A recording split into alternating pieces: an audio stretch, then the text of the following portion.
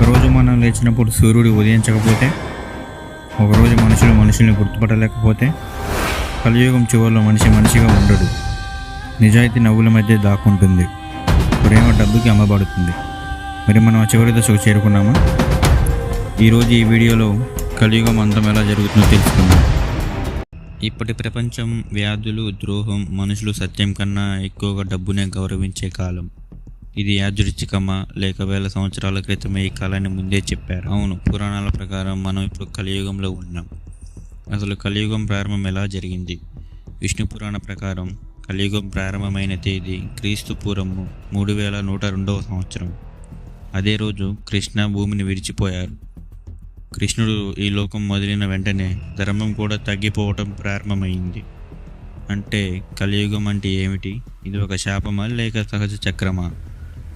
హిందూ కాలచక్ర ప్రకారం 4 యుగాలు ఉంటాయి. అందులో మొదటిది సత్యయుగం, సంపూర్ణ ధర్మం. త్రేతాయుగం, కొంత తగ్గిన ధర్మం.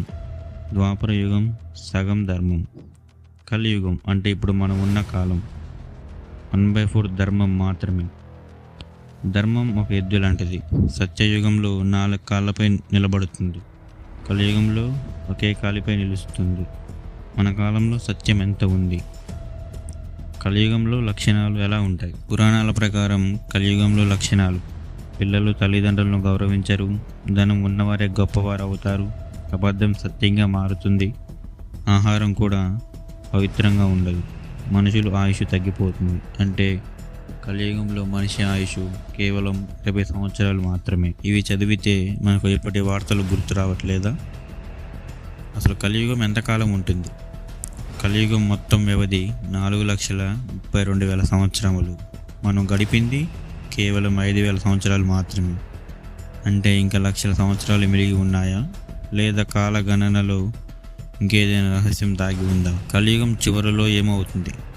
పురాణాల ప్రకారం కలియుగం చివరిలో కల్కి అవతరించి తెల్ల గుర్రంపై అగ్ని వంటి ఖడ్గంతో ధర్మాన్ని నాశనం చేస్తాడు. ఆ తర్వాత మళ్ళీ సత్యయుగం ప్రారంభమవుతుంది. అంటే చీకటి తర్వాత మళ్ళీ వెలుగు వస్తుందా? అసలు రహస్యం ఏమిటి?